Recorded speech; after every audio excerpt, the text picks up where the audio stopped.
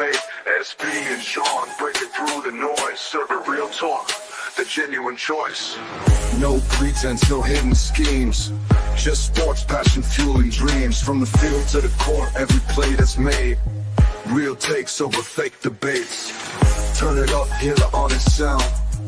Unfiltered sports all year round. Discussions pure, no masquerade. Real takes over fake debates.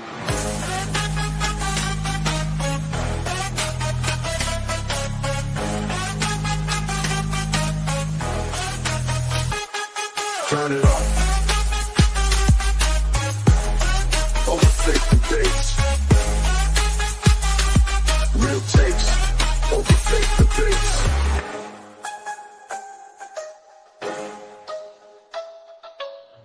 Real takes over fake debates. And we are live, Sean.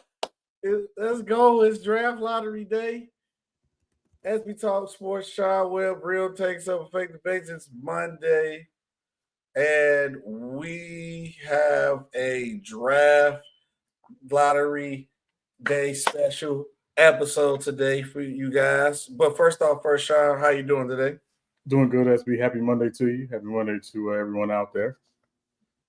Yeah, happy Monday to everybody. Also, we don't go live on Sundays, but happy Mother's Day to all the mothers out there. You know, definitely had a good time with my mom. My granny called me. I had the barbecue for the family. So yeah, you know, I'm getting to that unk status now, man. I'm look. See, now I got the call, so I know I'm good now, Sean. They called me. Yeah, you gonna come barbecue for Mother's Day? I said, look, that's y'all Mother's Day gift. I came over there, cooked up for everybody. So I'm getting my unk status pass getting there. But Sean, it is the draft lottery episode today. The draft lottery is going on. They talking now here. I'm watching it on my other screen here. But what is your expectation for the draft lottery? And obviously, you're a Heat fan. You got your Heat gear on. What's your expectations for your Heat in this draft lottery? You know, the thing about the draft lottery is it's never fully predictable, as you know, SB. Last year, we saw Atlanta jump from having, you know, minimal chance to get the number one pick to getting the number one overall pick. Mm-hmm. And some years the teams that, you know, people were projecting to get the number one pick get it. So that's the thing about the lottery, is incredibly unpredictable. Mm-hmm. Honestly, you got, you know, Charlotte and Washington and Utah with the best chances at the number one pick. So, you know, we'll see, you know, which one of those franchises get the number one pick. I know everybody's calling this the Cooper Flag sweepstakes, and I get it. Cooper Flag's going to be a very good NBA player. Seeing different projections for him, but I do believe, just from my perspective, I don't know if he's a number one bona fide franchise player. Oh. And that's not a slight to him. I think he's one of those, you know, he does everything really, really well. Yes, he does. But I'm not sure he's a franchise changer in terms of this is your number one guy. But I think if you put him in the right situation with the right guy and the right guys, I think he's going to be an absolute stud. But I don't know if he's a guy that walks in and changes your franchise from day one. I'm not sure he's that. Go ahead. Yeah, I would say I definitely think he can become a bona fide star. You go to the right place, you know. He just go to the right place. You know, he fits right in the mold of what he looked like. Some red, man. That blue didn't look good on him. You know, I think you know, 1%. We done it before. We can do it again, Sean. Talk about Chicago, by the way, if y'all. Yes, I know what you're talking about. Y'all have gotten y'all lottery luck for the century. Y'all good. Nah, man, that wasn't no luck. I'll be honest with you. That wasn't luck. Oh, that was the business of basketball. It was the business of basketball. I'm not gonna lie to you. And I'm saying this because the Heat have never had the number one overall pick. So, you know, it's you know, and obviously that year we thought we were going to get the number one pick. I'm glad we didn't, because if we did, I don't know if we get the big three. But that said, a couple of years later, you know, it worked out. But a D Rose and D Wade backcourt, I think y'all would have still been competing for championships though by then. I mean, that backcourt has been very limited in terms of spacing and shooting. And, you know, I'm not saying it couldn't have worked. It sounds nice on paper. I just don't know if that would have been – I'll say this. I think had it happened, we probably would have seen D Rose as the number 1 pick. And then we would have figured out what happened, but from there. But that said, draft lottery, good luck to those teams in the draft lottery. Obviously, it's a chance to change your franchise. Again, I know everybody's talking about Cooper Flag, but don't sleep on Dylan Harper. Dylan Harper's nice. I think Dylan Harper is going to be a great NBA player. And there's some really, really good players in this draft. I think overall people consider this draft better than last year's draft. Way better than last year's draft. But that said, again, it always goes down. You know how it comes down to SB. Where does a guy get to, and ultimately, how is that team using him and developing him? When he gets there. Now, for me, I'm very excited for my Chicago Bulls. Hopefully, we can push some good. But one thing I know is because we got other stories to cover too. We're gonna get into the draft lottery while we talk about we're gonna start with anything happening on the screen. The draft lottery, we definitely gonna talk about it. I got it on my screen right here. But I noticed that the San Antonio Spurs actually is the only team right now with 2 lottery picks, and that does come into play. Salute 30 in the building. That does come into play with this next story that Giannis Antetokounmpo is opening to consider long-term fit outside the Milwaukee Bucks. Obviously, the main teams that's been talked about is the Texas teams, the Spurs, and the Rockets. Now, with the Spurs having 2 lottery picks in a very deep draft, Sean, I think if Giannis forces the issue of saying he wants to trade, I don't believe the Milwaukee Bucks are going to trade Giannis unless he say trade me.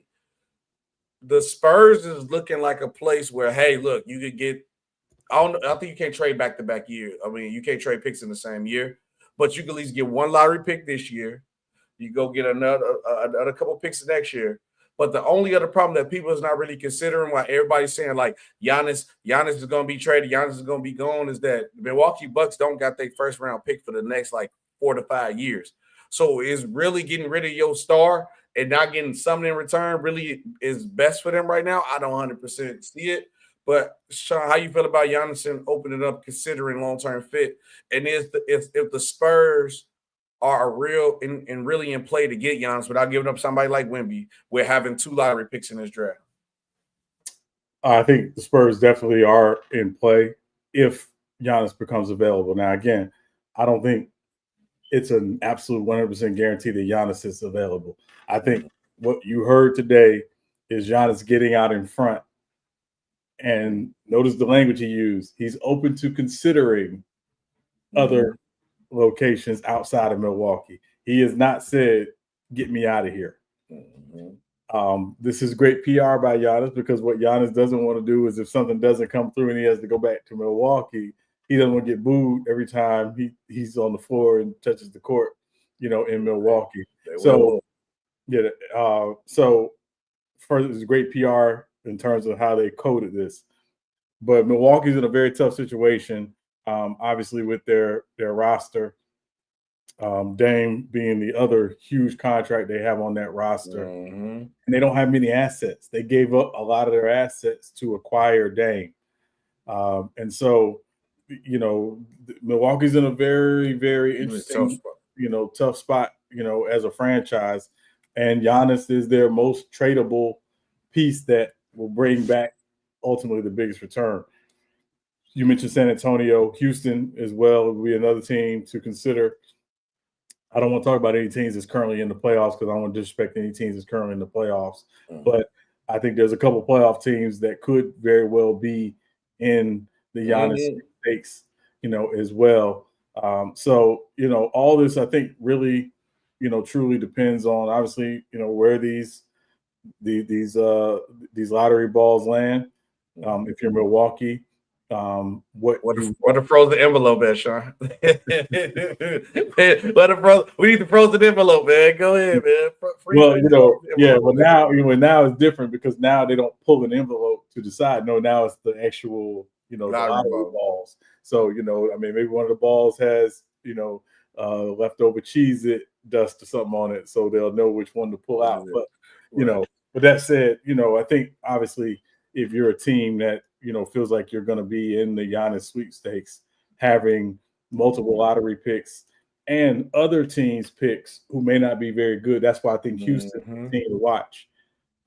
Houston has a very good cachet of picks, future picks, and some young pieces that may very well appeal to Milwaukee and what they may want in a trade for Giannis. So, I would give them the slight edge over San Antonio, but obviously San Antonio is nowhere out of the conversation.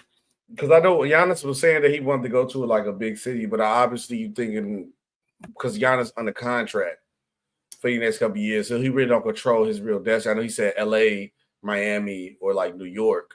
I don't say maybe Chicago. I don't think we really is in consideration to get him, to be honest.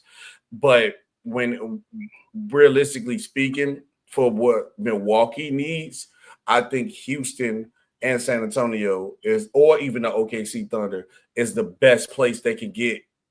It's not no Luka Doncic situation to go on over here. I guarantee Milwaukee Bucks are fully going to get everything they can for Giannis Antetokounmpo. And I do think, like you said, come and play with the Rockets, because with the Rockets, you could probably go get a Jalen Green, get Cam Whitmore, maybe like a Jabari Smith, and then you get those picks that they got from the Nets, and they'll get those other picks. And you could get Giannis easily. 4 picks, the 3 young players. You got the players with the age. You got your future back with the assets. So I definitely think the Rockets are in better play than any other team, to be honest with you, because of the picks, young players, and they got the contracts to make the money fit too. And they'll still be competitive, because now you still gonna have Giannis. You still gonna have probably like Fred VanVleet. You still gonna have that Thompson kid, which I think that Thompson kid is gonna be the future of the team. But add Giannis to that dynamic would like make a very big difference. Yeah, and keep in mind, just Houston, they have swap rights with Brooklyn in 2027. Mm-hmm. They own Phoenix's 2027 first round pick. That pick gonna be worth something. That pick's gonna be worth something. They have swap rights or Dallas's 2029 first round pick. So they do have a very nice, plus their own. Again, if you're Milwaukee, my belief is Milwaukee does not want to trade Giannis to a team that's a contender and take back their picks. They want other teams' picks who are not projected to be very good. Brooklyn's not going to be great probably for 3 or 4 years. Mm-hmm. Those are the picks you want, as opposed to Houston's actual picks, because those are going to be, projected probably low in the first round at best. Okay. They dropping like the odds on the everybody pick right now.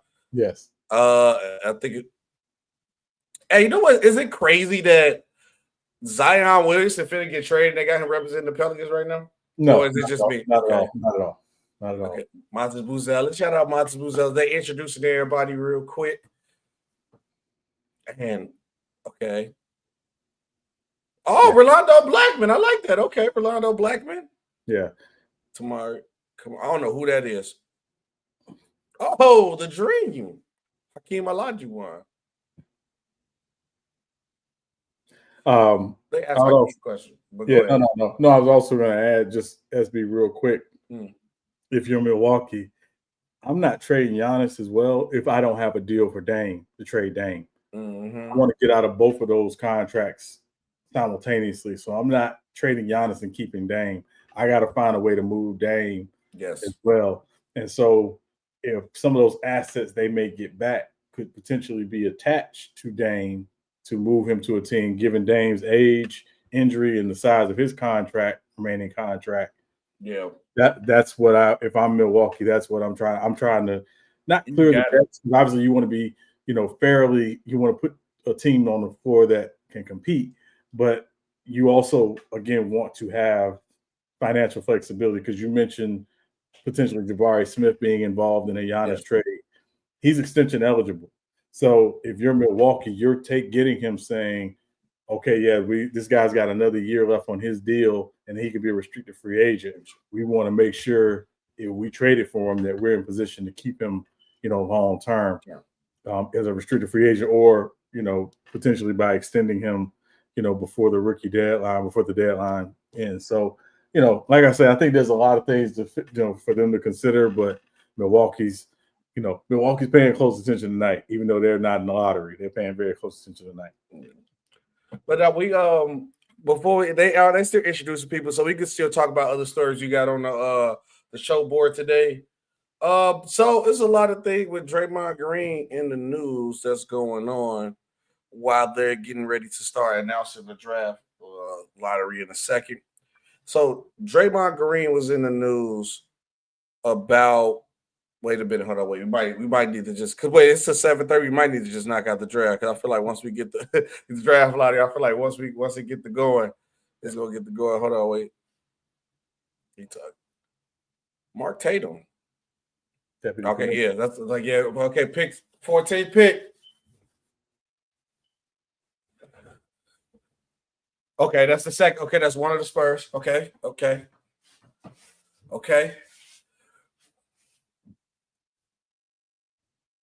right, 13th pick. Okay, Atlanta. Okay, this is the number right here. So this us. If we supposed to be 12. Fuck. I mean that's where y'all were projected, so it's not surprising.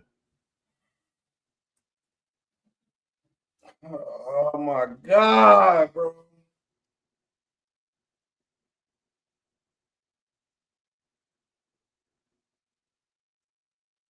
So Dallas jumped into the top 4. Dallas jumped in the top 4. Tough. Oh my God, bro. And the Spurs jumped into the top 4. The Spurs in the top 4. If the Spurs get Cooper Flag, they cheat. They cheat, bro. They doing this for pop, man. That's crazy. Pelicans good. 8th pick. Brooklyn Nets. Ooh, I know they sick.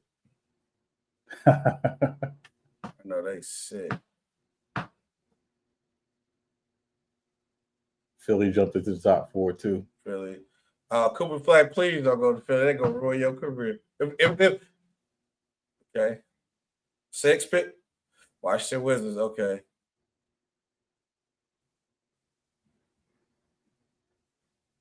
So yeah.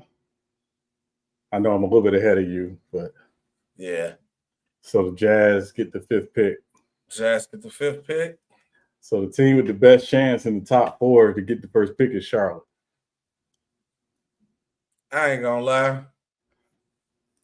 The best place for you to go if you're the number 1 pick is the San Antonio Spurs. It's the San Antonio. If you out of all those teams, where would I want to go? San Antonio.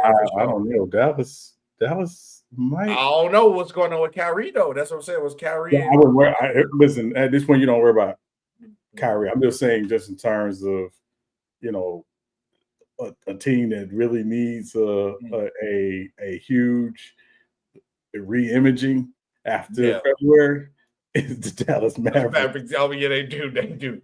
You get rid of Luka, get Cooper Flag, you might keep. Yeah, people might be a little happy. But I also got this question though, Sean. Mm-hmm. If Philadelphia gets the number 1 pick, do you trade Joel Embiid this offseason? No. And run with Maxey McCain and Cooper Flag? No. Why not? I might let him walk. I might let him walk.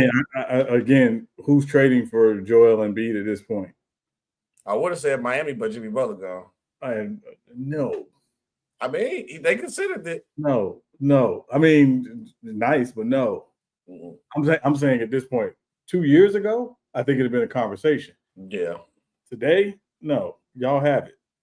Yeah. The only team I could conceivably see trying to trade for him because they love stars is who. The Lakers? Yeah. I mean, do they got enough to get him? What they gonna do? Austin Reeves, Rui Hachimura? Maybe, I don't know. But I'm sick, man. I knew we was gonna pick 12, man. They ain't want us to be great, man. Now we gotta look. We probably gonna get like Derek Queen or something. I mean, you'll see. We gotta get a big. We getting a big for sure. Cause we trading Vooch, so we going for a big. We'll see. I know what's gonna happen, Sean. We got our 3 people. We got Giddey, unless the Brooklyn Nets offer like $40 million. We got Giddey, Kobe White, Buzelis. That's our first three. Everything we need a big. Cooper Flag would have just been perfect. They don't want us to be great. Pop return. Now you talking about Hefe. Now they finna give him Cooper Flag because they don't need. Because I think with the Spurs, they don't really need Dylan Harper at all. They don't need him. What's the other guy? Ace Bailey, maybe? Bailey. Maybe. I mean, listen. I think if you're in the top 3 in this draft, I think you're going to get a player that you're going to love. Yes. And I think even top 4, because I would think Edgecombe was probably the 4th best player in this draft on teams' boards. Edgecombe. Going to be a really solid player. So, let's see. I mean, again, lots has to play out, at this point. If I'm Charlotte, though, I feel really good about my chances. Because, again, of all those teams left, they have the best number 1 pick. I pray they don't send that boy to Charlotte. I mean, I think the issue with Charlotte has been their best players are healthy. And now they're under new ownership. This ownership seems to be a little more willing to invest and obviously if you're them, you want to capitalize on. You still got LaMelo's still a young guy. Yeah, he's still young. He's good too. Yeah, and Brandon Miller's still a rising player. And obviously, with this pick, you add that to the mix with some of your other pieces. I think you're on the path of getting back to respectability. And that's really what you need to do in Charlotte is, and they said as much, said, hey, listen, we don't want to build a team that's a playoff team for 1 year and then not in the playoffs for 5 or 6 years. They want to build a team that's a consistent, playoff team and playoff contender. So, I think that's a smart approach, to trying to build a roster for them. But we'll see, what happens. The Knicks getting ready for this game. Yeah. Patrick Ewing, man. I got a funny question, Sean. I want your answer to it. Okay. I'll explain. I'm gonna say the question. I'm explaining it to what I mean. Is Cooper Flag the Caitlin Clark for the NBA? No. No, you heard my question. You ain't hear my question. I'm gonna say it. I'm explaining though. Is Cooper Flag that great white hope that they think he's supposed to be for them? The white American player that they've been waiting on? Maybe to a degree. Okay. Yeah, to a degree. Yeah. No, he been missing out. Okay, I like the draft like they ain't wasting no time. They getting right to it. I love this. Charlotte got the 4th pick. Charlotte got the 4th pick? Yeah. Ooh, that sucks. Oh, that sucks. Sixers got the 3rd pick. Okay. Spurs got the 2nd pick. Giving the Dallas Mavericks the 1st pick. Oh, I call. Hey, no.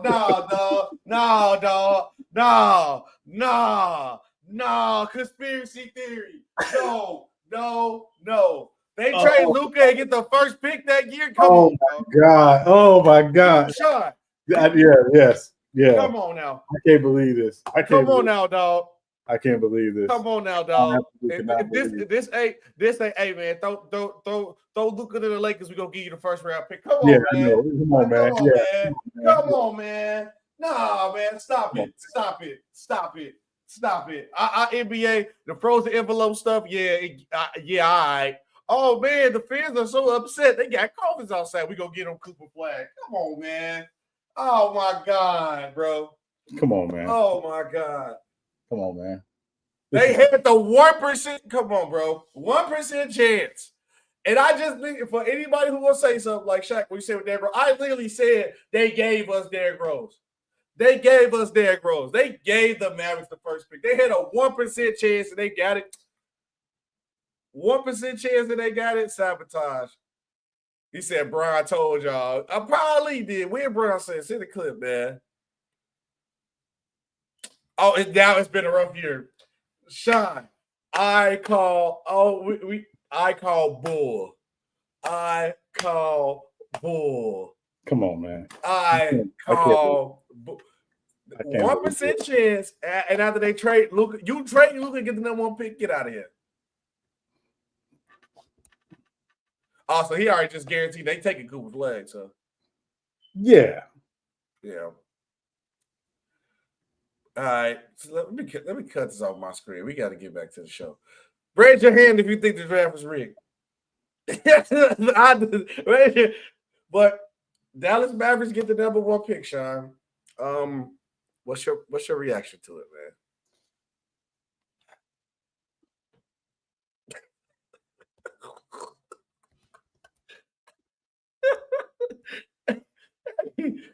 Hey, bro, I come on, man. I'm calling it. This was, hey, look.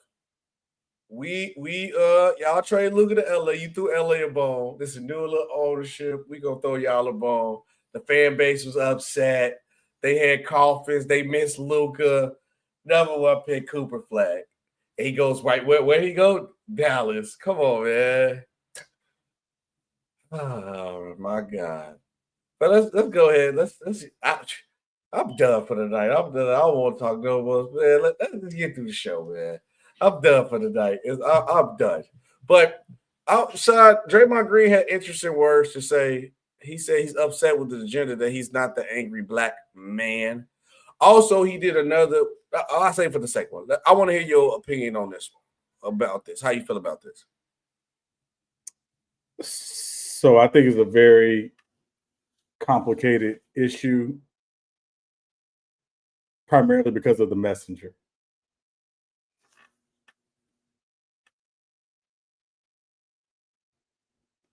That's a very easy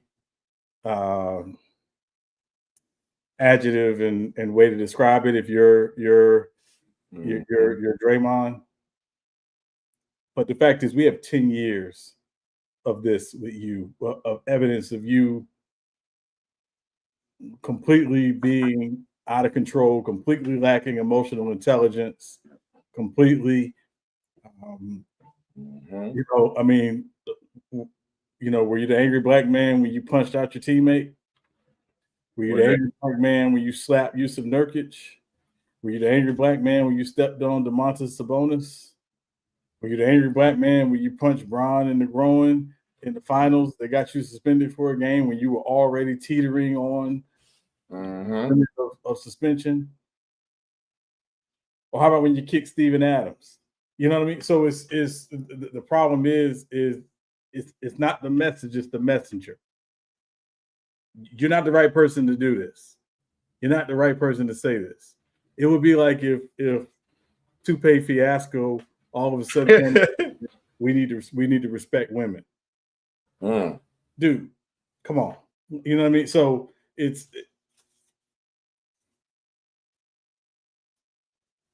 the complexity of the issue is the messenger. Now, do I see him as that? No, I see him as someone who far too often, particularly in moments when they need him, he loses it. And he tends to do this when Steph isn't around. They say it's the rumor that he don't like playing when Steph don't play, so he can get himself ejected from the game on purpose. Right, which could very well be true. Haven't done enough research to point to that specifically. Yeah, I don't think it's the case. I think that people just talking, to be honest with you. Yeah, but at the end of the day, the media is covering you. You do something, they're going to talk about it. They're going to talk about it. But this, I'm not an angry black man. You may not be an angry black man, but it's not like you are. There ain't no saint. Yeah, you know what I mean? So it's and here's the other part, and this is where he's talking specifically about the media. You work in the media. You signed a deal with Turner. Remember, he said new media.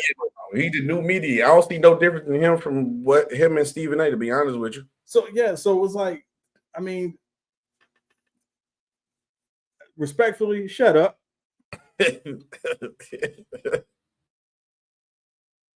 For me with it, it was like I didn't understand from the point where he was coming from the fact of like, that it's cameras on while you play basketball and we see what you're doing. And when you do something like what you did to Yusuf Nurkic and try to make it seem like there was a basketball player, there's no motion in basketball for you to do what you did. Or when you stepped on Sabonis, it's no motion in basketball for you to be doing what you did. It's not no angry black man, bro. You just a wild man on the court.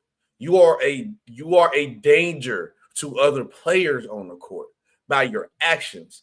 They have nothing to do with you being no angry black man. That's not the case. No, you are out of control on the basketball court, and you legit can hurt somebody, my brother.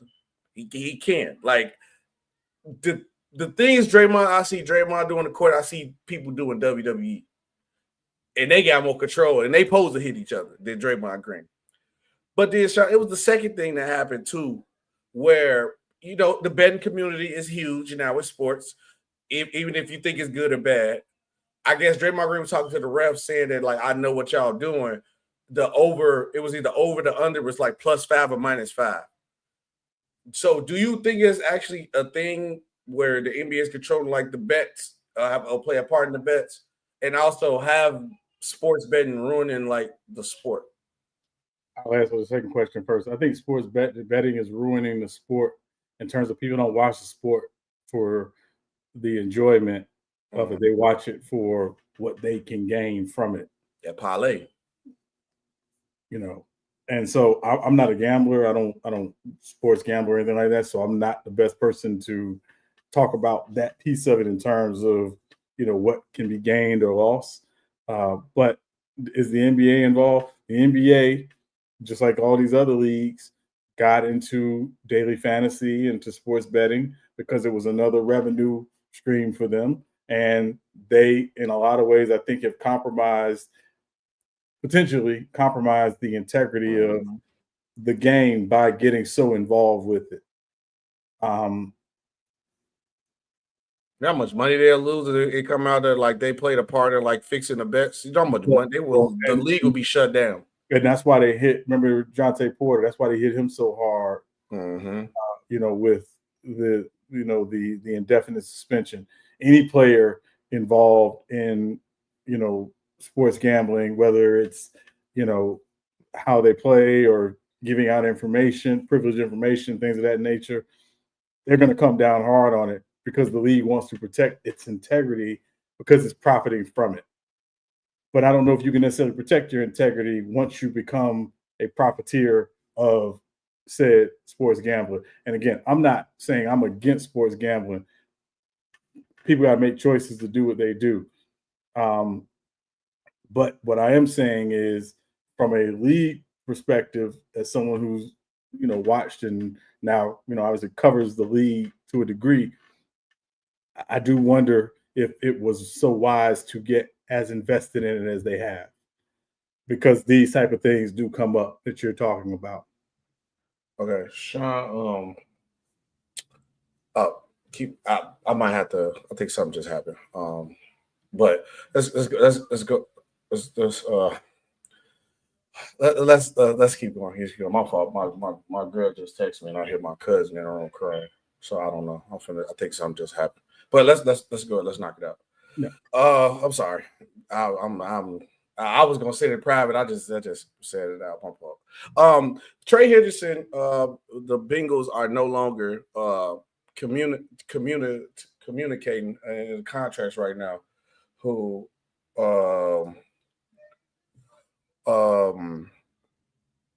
about contracts? Is it a mistake? What's going on? I think this is the Bengals being the Bengals. Like, another example is their first round pick, Shamar Stewart, hasn't signed his contract yet. This is his first round, his contract yet. The Bengals do business in a very different way because they are notoriously cheap as an organization, but also for Trey Hendrickson, he wants to be paid at a certain level. When you talk about what pass rushers are getting paid, he's only due to make about $15 million this year. He's severely underpaid, so you can understand him feeling some sort of way about it. My belief is they'll end up holding out. He'll end up holding out. Okay. My hard drive. I got something happened, but it's like, okay, it's boy. I was like, I can't do it. I can't do this again right now. But okay, it's something happened, but it ain't as bad. But okay, yeah, I think it's like you said. I think it's the Bengals being the Bengals, but they went all in for their offense, man, and when they went all in for their offense, so they showed that, and then they didn't even pay their rookie on defense right now. So it shows from that point that the Bengals, like you said, the Bengals being the Bengals. Now the question is, with him, Trey Hendrickson, what would be the best place for him to go, or who can afford to get him right now? Because obviously, it might not be this season; it could be next season or middle of this season. You never really know. The NFL kind of play a little bit different when it comes to those type of games. Mm-hmm. But now that's what I'm like. I knew once I seen both the wide receivers get paid, I knew that he was going to be gone. Somebody had to be X'd out on the list when it comes to So I mean, and the Bengals again notoriously are cheap. Yes, very cheap.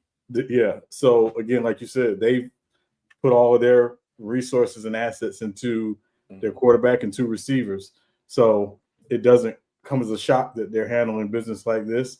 The issue is what's his trade value going to be? And again, think about it not from the Bengals perspective, but from the 29 other team or 31 other teams, excuse me. Mm-hmm. If you trade for Trey Hendrickson, trading for him is one thing. You have to work out a contract for him. Mm-hmm. And you're talking about, again, look at what Michael Parsons is getting ready to get paid over $40 million a season, probably somewhere in $42 million a year. So are you a team that says, hey, we got this amount of money to pay Trey Hendrickson and to, and still allocate other resources to our team? So, if I'm Trey Hendrickson, I'm probably holding out.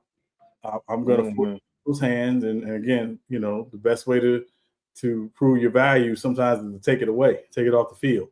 Right. And, but if they're ready to move on, they should just move on. But they were happy, with having a guy well underpaid and undervalued contract wise to come back and give them the same production that he gave them last season. So this is the Bengals being the Bengals. I don't, when they were talking about the Shamar Stewart, that's their first round pick, his situation, I wasn't even surprised. I said, this is the Bengals being the Bengals. Why are we surprised? This is how they do business, and so no shock there at all. Yeah, no, I'm not shocked at all. But next up on the list, Sean, I got to tell you, we got to talk about this. Your quarterback, Derek Vehicle, Saints legend, has announced his retirement. Can we talk about some great Derek Vehicle Saint moments and what was your reaction to the retirement, Sean? There are no great Saints Derek Carr moments. None, zero, not any. Easily the worst free agent signing in Saints history. Easily. Is it worse than the who was the team that traded all? It wasn't, y'all didn't trade all your picks for Ricky Williams. Yeah, that's different. I'm talking just a free agent. Okay. Free agent sign. That's Mike Dicker being an idiot. But no. Trade your entire draft, pick all your draft picks for one player is really crazy. That was wild. And for a run, I mean, I'm a running back.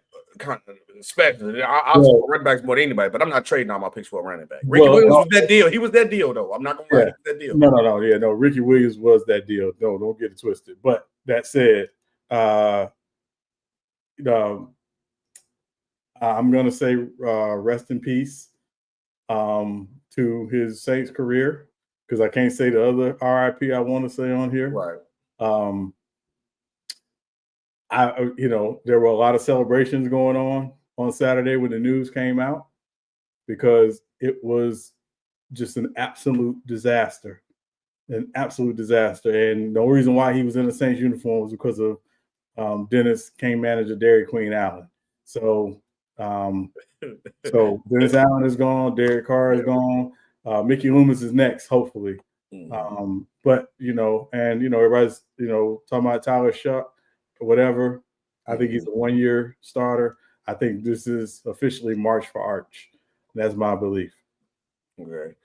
Next up I got nothing to say about Derek Vehicle. I'm like, y'all will be all right. And I know everybody wondering like why the Saints didn't take a quarterback this draft. They took that older guy. The Saints have made it clear that they're trying to get Archie Manning. So I be like, we don't even have to like play. They want a quarterback in next year's draft. They made it clear. So and actually, Sean, they might actually be doing what you've been asking them to do. Like, hey man, just stop pushing stuff back. Just take a hit for a year, and then we can get better in the future. But next up, we got a couple people return. We got a couple people joining the media industry and returning. But let's go and get into this real quick. Rich Eisen to return to ESPN as part of the network's new direct-to-consumer service. I'm trying to really remember the time when Rich Eisen was at ESPN, but how big is this? Is this a big thing, Sean, or what? So it's a big thing for a couple of reasons. So Rich Eisen and Stuart Scott were really 90s ESPN Sports Center. They co-hosted Sports Center together, the late Sports Center together. They were kind of the post, and I don't say that because Dan Patrick was still there. There were some other people who were still there, but Stuart Scott and Rich Eisen were like tied at the hip when you talk about Sports Center in the 90s and then going into the early 2000s. He left ESPN, went to NFL Network. He basically has been the face of NFL Network for 20 years. And also he has the Rich Eisen show, radio show. Well, that's going to be on ESPN now. And you couple that with ESPN is also in talks to acquire NFL Network from the NFL. That'd be crazy. They do that. Yeah.